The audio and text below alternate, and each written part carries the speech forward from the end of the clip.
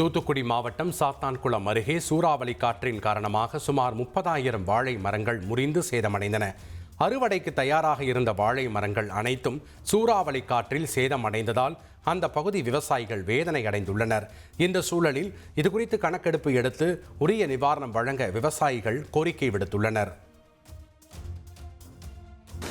எங்கள் சைடில் நாங்கள் வாழை விவசாயம் தான் நாங்கள் ஜாஸ்தியாக பண்ணிக்கிட்டு இருக்கோம். வாழை விவசாயம் எப்படின்னா இந்த வருஷம் மழை வேறு இல்லை, நெல் கூட போட வாய்ப்பு இல்லை. ஆனால் அதனால் நாங்கள் வாழை விவசாயம் போட்டிருக்கோம்.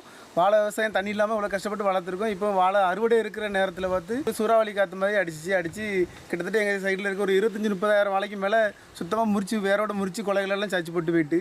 அதனால் கவர்மெண்ட்டு எங்களுக்கு ஏதாவது பார்த்து நிவாரணம் கொடுக்குமாறு நாங்கள் இது மூலமாக நாங்கள் கேட்டுக்கிட்டோம். திருவண்ணாமலை மற்றும் அதன் சுற்றுவட்டார பகுதிகளில் இரவு சுமார் 1 மணி நேரம் மழை பெய்தது.